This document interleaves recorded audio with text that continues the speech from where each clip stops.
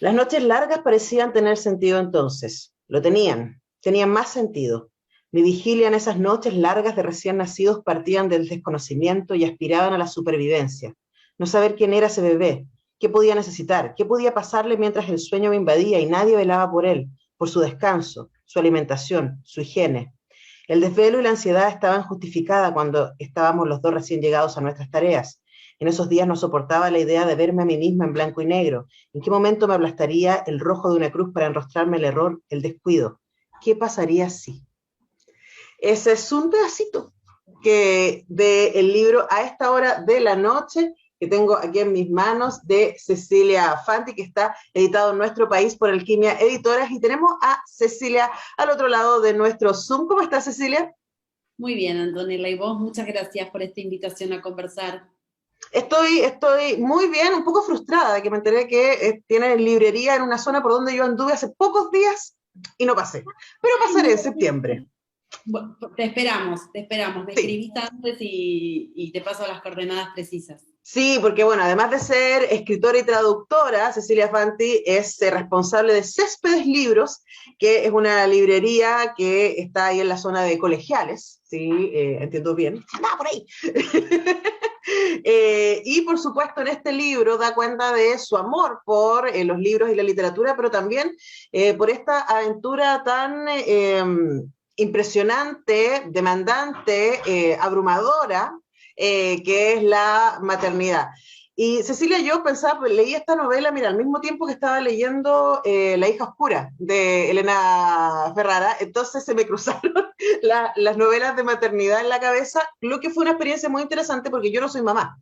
Entonces, poder entrar a la maternidad desde la literatura y esta maternidad no rosada, a esta maternidad confusa, espinosa, dolorosa, angustiosa, me pareció tremendamente valioso. Y partamos por ahí, ¿no? Por el ejercicio de desactivar este mandato materno tan dulcificado que ha estado normalmente en la literatura y que hace en la publicidad. Sí, y que aparte pensemos que ese discurso romantizado de la maternidad en general ha estado impulsado por el patriarcado, por los hombres, ¿no? Como hay algo ahí de romantizar esa figura. Bueno, Jane Lazar en El nudo materno lo trabaja, ¿no? También esta idea de la madre como santa, ¿no? ¿Y qué pasa cuando esa madre no es una santa? ¿Qué pasa cuando esa madre es una madre real, con contradicciones, con otros intereses, con otro universo? Y creo que este tipo de narrativas y también este tipo de reflexiones que tienen que ver con hacernos cargos del todo, ¿no? Y ese todo está lleno de contradicciones. No podemos dejar pasar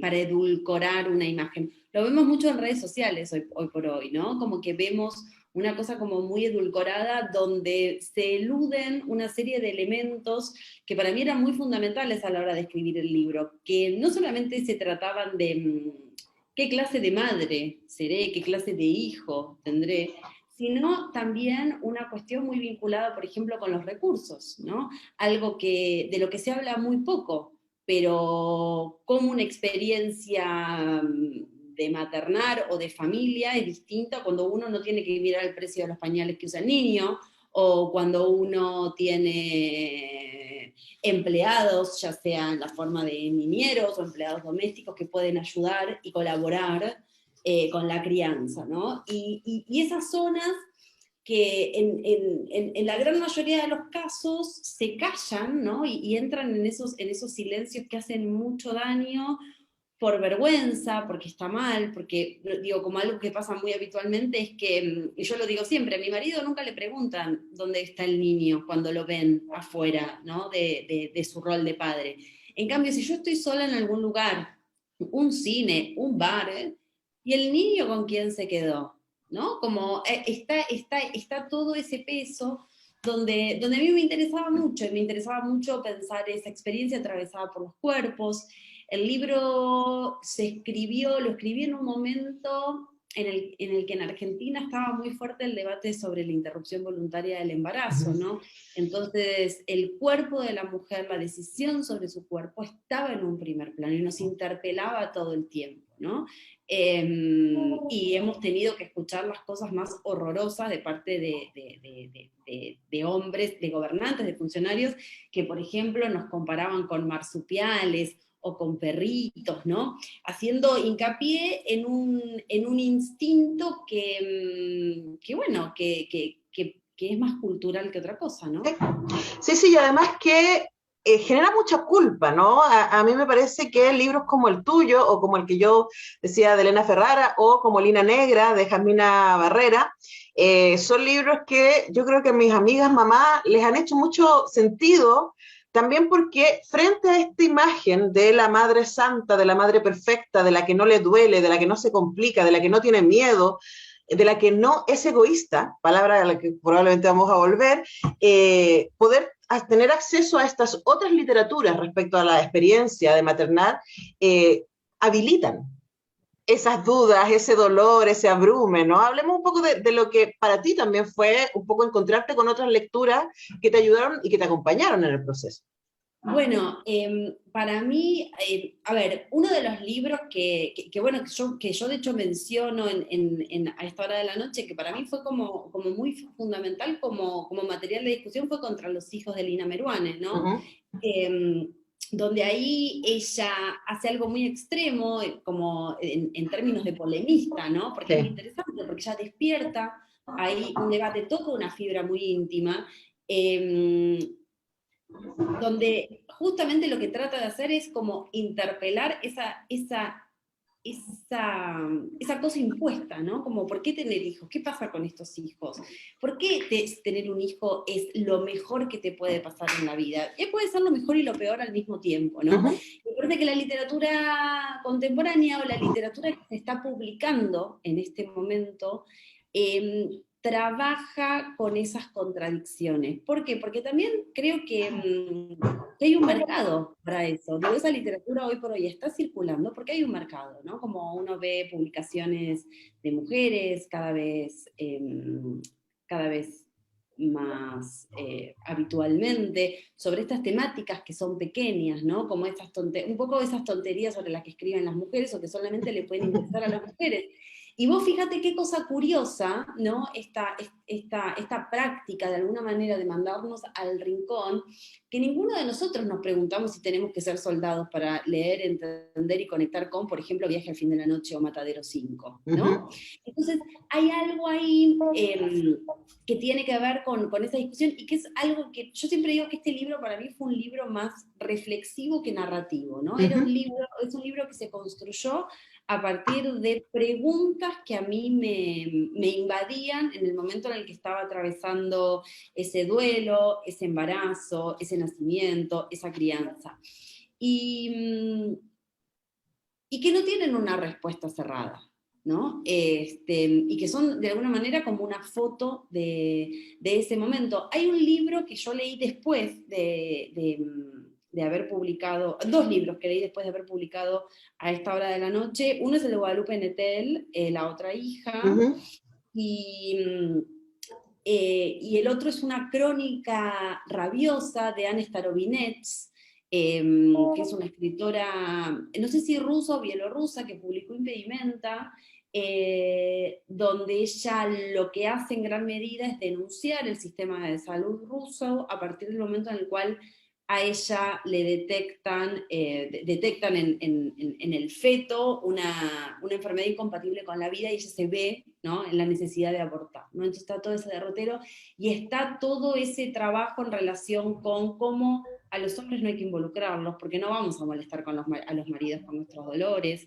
cómo ella se encuentra en las salas con estas mamis todas vestidas de rosa, con bebés rozagantes y perfectos, el terror en la mirada de las demás cuando saben que ella no está ahí por los mismos motivos que las demás, las dificultades de abortar un hijo cuya vida extrauterina es eso, es imposible, el parto de un hijo muerto, ¿no?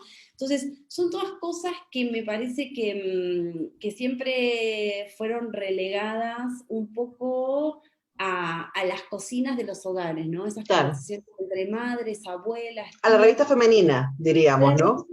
Sí, e incluso un paso más allá, porque si nosotros vamos a las revistas femeninas de hace 10 años, incluso a las de ahora, tienden a edulcorar un poco esa Por mirada. supuesto.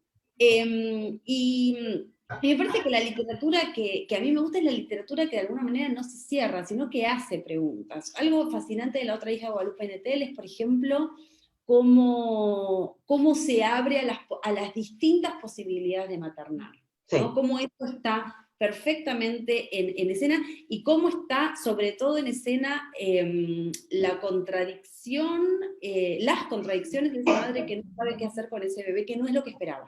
Sí, ¿Qué es lo que sí, pasa con y además en la que no hay juicio sobre los personajes. Es básicamente esto es lo que estaba pasando. Pongo entre paréntesis, hicimos un cuestión de gustos con Guadalupe Nettel donde hablamos de esa novela, si lo quieren buscar en YouTube, fue muy interesante esa conversación. Ahora conversamos con Cecilia Fanti a propósito de A esta hora de la noche, el libro que fue recientemente publicado por Alquimia Ediciones en nuestro país, y me parece interesante lo que dice Cecilia respecto a lo que se le pide al lector para conectar con la experiencia, ¿no? Y como tú decías, no se nos pide ser soldados para entender Matadero 5.